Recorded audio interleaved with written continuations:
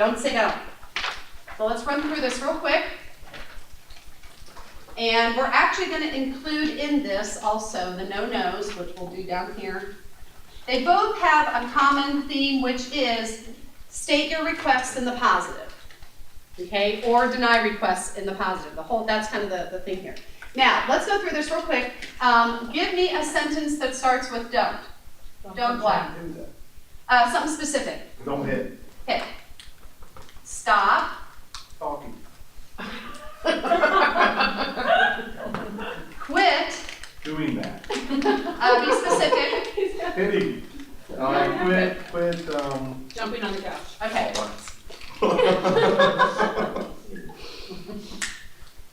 And a rule that starts with no. No. Talking back.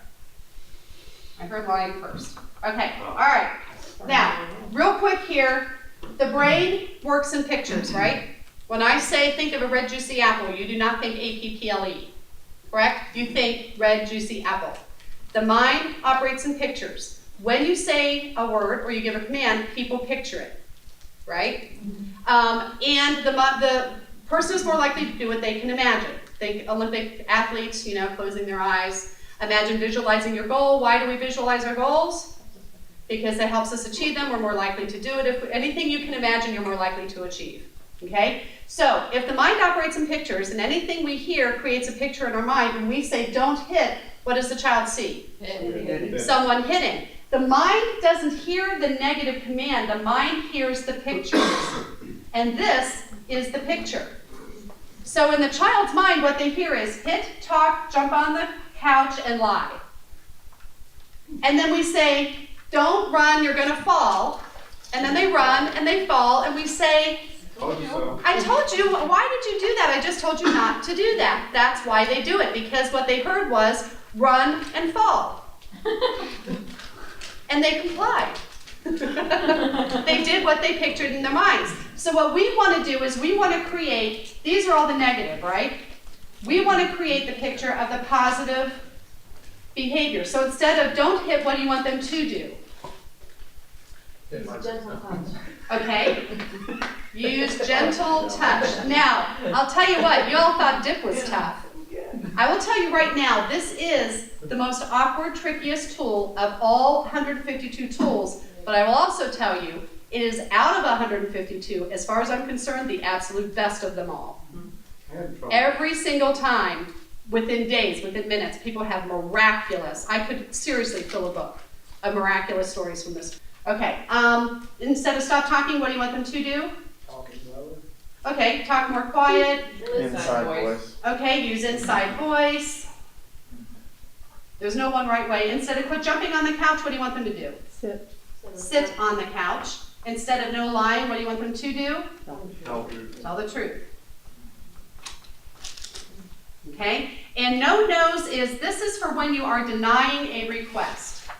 You are still denying the request, but you're just going to use positive language, because as soon as I say, no, you can't have it because, at what point does the child stop listening? As soon as you hear the no, they stop listening. So it's really, and actually if you want to take a look, let's go ahead and look at the summary sheet on 134, right in the middle. So, and we'll just use the example I think that's in the book because it's just simple to understand. So if you want, they want a cookie, and basically your answer is no, you can't have a cookie because it'll spoil your dinner. Okay, they stop listening after the no, and they start planning all kinds of things or their drama performance or whatever. So let's go through these. How could you give a conditional yes? Yes, when you finish your dinner. Yes, you can have a cookie as soon as you finish your dinner. How about off? Oh, go ahead. But you have to, if you say yes, you can have a cookie, you have to switch the order. After you finish your dinner, you can have a cookie. Oh, the good suggestion, and that's a minor tweak, but it's an important one. Yeah. Why? Because the first thing they hear is you can have a cookie, they go. Right. Right. You have to say, So put the condition first. I can't talk yet, so I've got to figure these things out. Well, yeah, take it from those of us that have. So you say after dinner, you can have a cookie. Right. Yeah, give the condition first. Offer an alternative. Actually, I'm going to do this in a different order. Recognize their feelings. If they're asking for a cookie, they're feeling Hungry. So acknowledge their hunger. You sound like you're hungry. Now offer an alternative. How would you like a blank instead? What would you fill in the blank with? How about a banana instead? Okay. State a reason or give information. Why don't you want them to have a cookie before dinner? Cookies aren't good dinner. for your body. Okay, they're not good for your body. It can spoil your appetite. Okay, whatever your reason is, you can just state that. If you say no because they don't hear the reason, they just hear the no. Are you still denying the request? Yes. Yes, you're still denying the request. It's just that no shuts their ears down. And then they start acting up. So you're still denying the request, you're just using positive words to do it. And then the last one is, you can use no for dangerous situations. And I'll kind of start on the wrap up here with one final story. I was doing a program for the protective service parents in Montgomery County, and similar to yours, they had an assignment every week.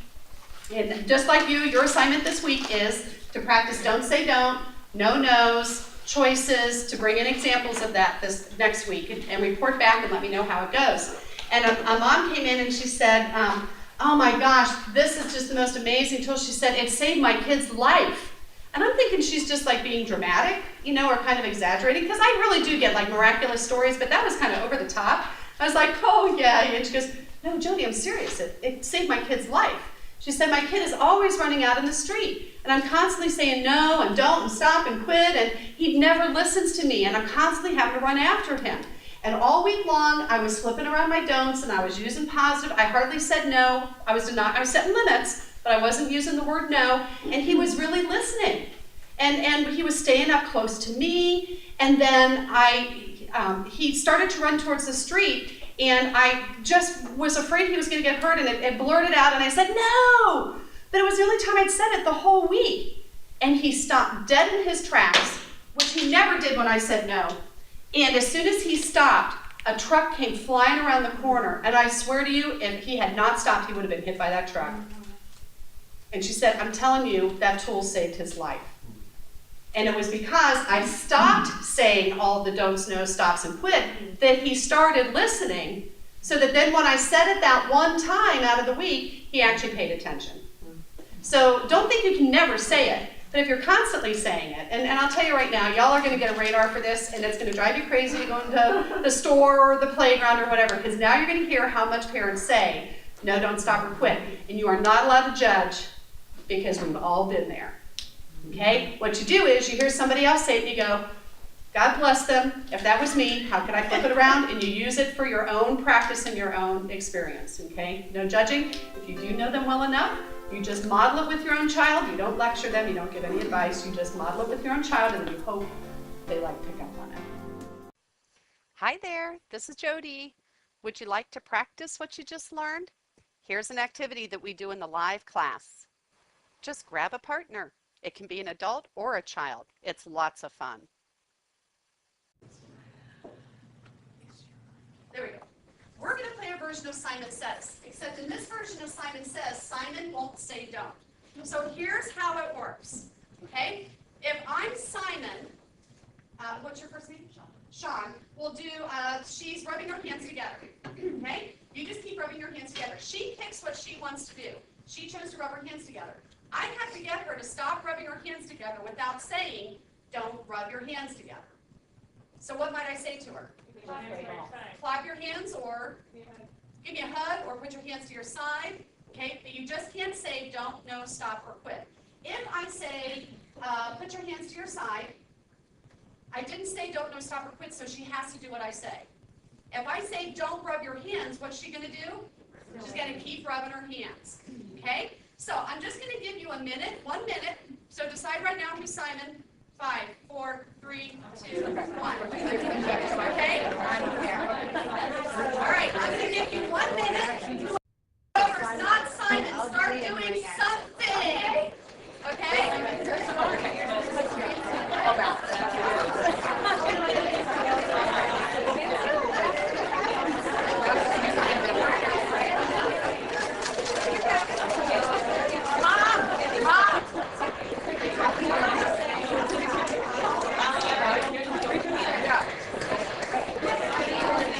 Next.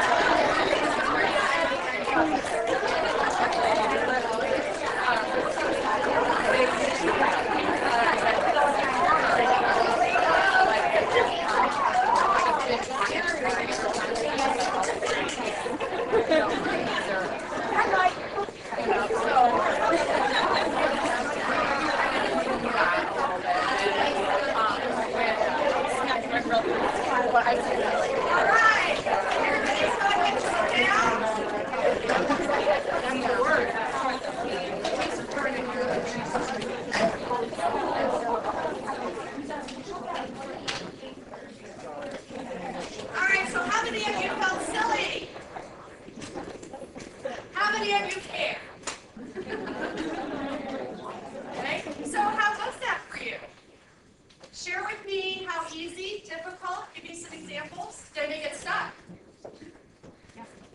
I was gonna say, Sherry's awesome, because she doesn't just necessarily stop it. You sometimes you do it, and then you forget what you're doing. There's no complication at all, it's awesome. How long ago did you take this class the first time? 5 years, and how many times have you taken it? Yeah. Just got lots of refreshers. And that's the great thing about refreshers, that like, the first time there's so much information, right, grads? There's a lot of information. Some really key stuff comes out at you. And then every time you go back, and just even with the book, every time you go back to it, it's like maybe your kids are at a new stage, or you've already worked through something. It's like, I don't remember reading that before, or I don't remember that before. And it's like you just, every time, it's like you just kind of take it. Actually, it's clever.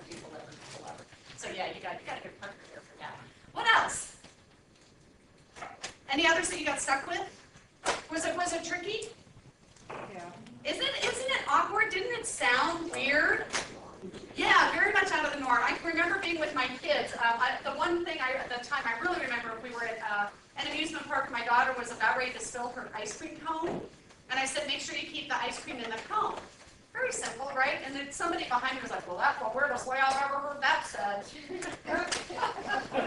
Do I care? Yeah, it's weird. I don't care. And so I encourage you, if there's only one thing you take away from tonight, use this tool and see how well it works. Because it's one of those that you kind of suspend your feeling of being silly to just give it a shot. But it's one of those tools that tends to work very, very well, very, very quickly. So then you get positive reinforcement, and then you say, oh, wow, that really worked well. So then you're going to use it more often. The more you use it, the easier it gets. And the language eventually just becomes very natural, and that's just the way you say things. So you don't have to put so much thought into it. This kind of goes along with it, just something somebody taught me that when your kids call your name, instead of saying, what, all day, and often my kids don't get to say, yes, you can have a cookie because I don't get cookies very often or whatever.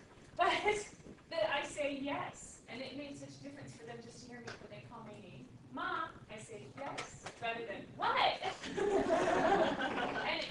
I found the same thing for them, that when they talk to me and I call their name yes, rather than what? So And that's I feel like it goes with that no. Yeah, it does. Yeah, it's more positive, it's more respectful, and just a little bit more conscious thought. I think a lot of the tools that I teach are not that unusual. In fact, you will find every tool except for this one. You will find in other parenting curriculum. What you don't get is knowing how to use it, when to use it, and how to use it. So, yeah, Rose. I'm a grad, and one thing that when I started changing my language like this is I started almost every sentence to my kids with the words "you." Instead of no stealing, you can play with this. Instead of no quit banging the cupboards, you can play with the pots and pans over here. Like when I started with you can, because what happened was I would try to talk to them, I was like, and I like couldn't say anything, and they're still doing it. So when I started with you can, now it's very natural, but it took me a few weeks before it felt like that, but it's very effective. And I have 2 little triplets, so. Yeah, with triplets. Yeah, there you go. I know we all just like, okay, anything I'm complaining about, we count our blessings, right? Yes. I kind of do that too, but I start with please, and that helps me remember too when I do it. But I do please a lot. I'm like, please, and then that helps me like say it. So I'm like, please. And if please is out of politeness, I think that's a really good manner to show. What I have seen are folks on the permissive side go, come on, please, please, pretty, please. If you don't, I'm gonna. Come on, don't make me. Now we're pleading. So please is good. Please is good. But just don't take it to the point of pleading and begging your children to do what you want them